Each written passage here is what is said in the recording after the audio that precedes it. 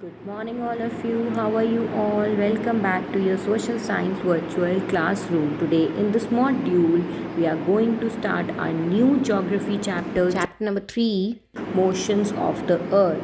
So, in this chapter, I will be teaching you many important topics from this chapter. So, please listen to this video very carefully. We have already covered these topics in the WebEx class. So, if you still have any query, you can write to me in the comment box or you can ask in the next WebEx class. But before starting, let me once again remind you to please like and subscribe to my channel, and you can share this video also with your classmates. So let's start.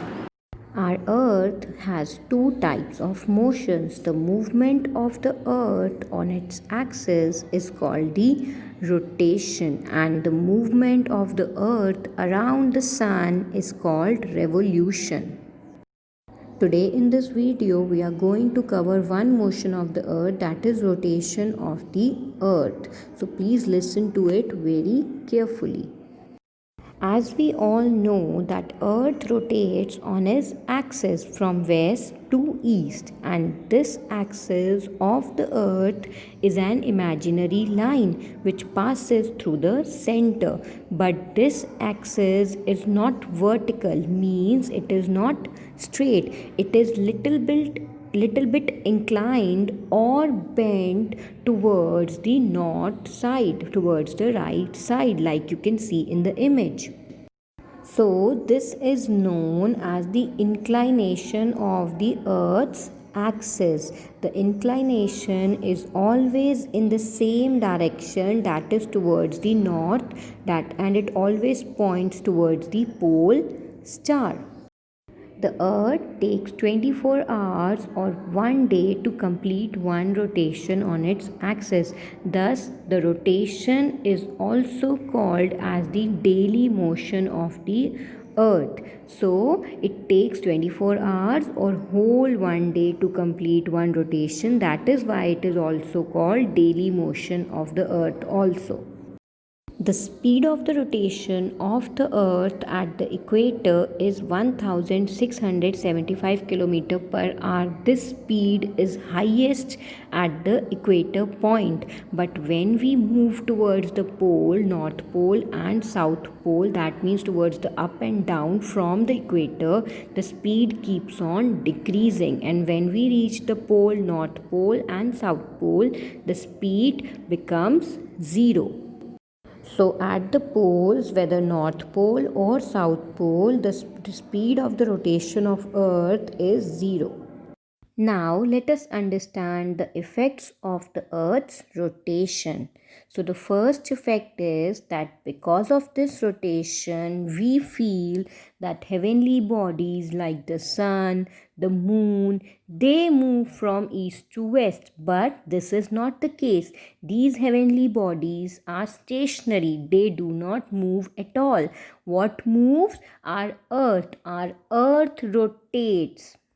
We know that the earth is slightly bulging at the equator and flattened at the poles.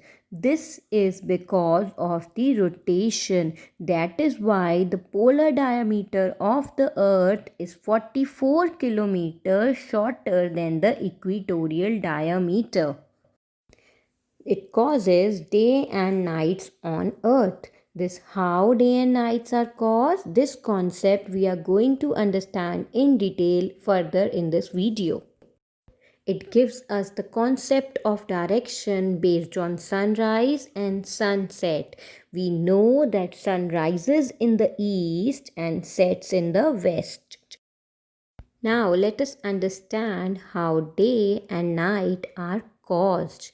When we see the sun, that time is the day, and when we see the moon, when there is dark, it is night. In night, we think, where is the sun gone? Let us understand. We know that sun rises from the east, and the light before the actual sunrise is the dawn, and it sets in the west, and this light after the sunset is called dusk. The sun appears to move across the sky because of rotation.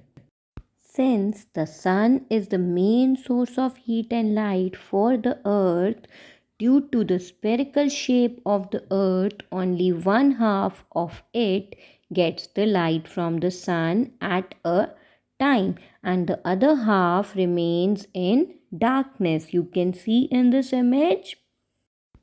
So, this imaginary line which separates the lighted part of the earth from the dark one is called the circle of illumination.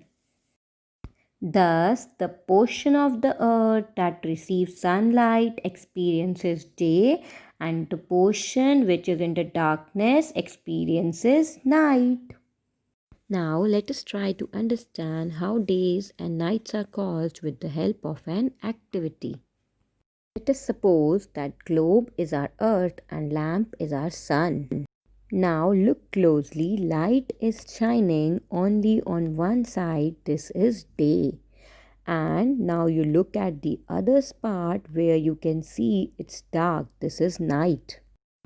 So when the earth rotates, day changes to night and night changes to day. That's how rotation of the earth changes day and night.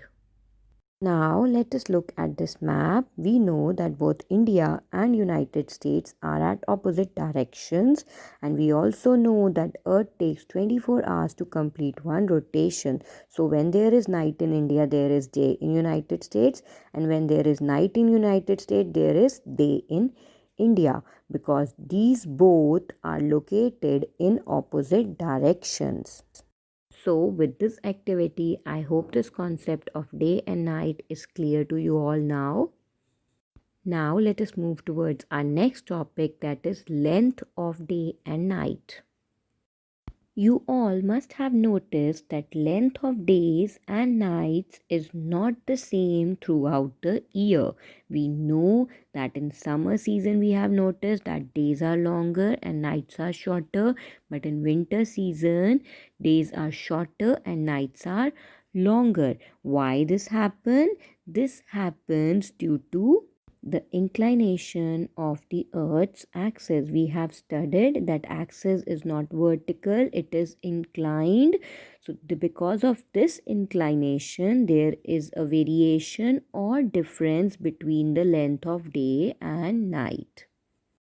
In this image, you can see that North Pole is inclined towards the sun and South Pole is turned away from the sun. So, a larger part of Northern Hemisphere receives sunlight. That is why at the North Pole, sun never sets. Then at the second red line, you can see the days are longer and nights are shorter. But at the equator, the night and day, the time length of night and day is always equal. Like when we reach the South Pole, the days become short and night become long. Now in next image, we can see that the South Pole is inclined towards the sun and North Pole is away from the sun. So a larger part of southern hemisphere receives sunlight. This means that there are longer days and shorter nights in southern hemisphere, and it is reverse or opposite in the northern hemisphere. But there is one thing that you have to remember, that throughout the year at the equator, the length of days and nights is equal. It is equal at the equator, means it is of 12 hours each. Okay, 12-hour daytime, 12-hour night time. So the length of days and night is equal at the equator. So students, I hope this concept of earth rotation is clear to you. In our next class, we are going to discuss the revolution of the earth, the next motion, that is revolution of the earth. Now student, this is the home task for you. You have to do these questions in your notebook. If you have any query, you can write to me in the comment box or you can ask in upcoming WebEx classes. But don't forget to like and subscribe to my channel. Thank you for watching, students. Take good care of yourselves.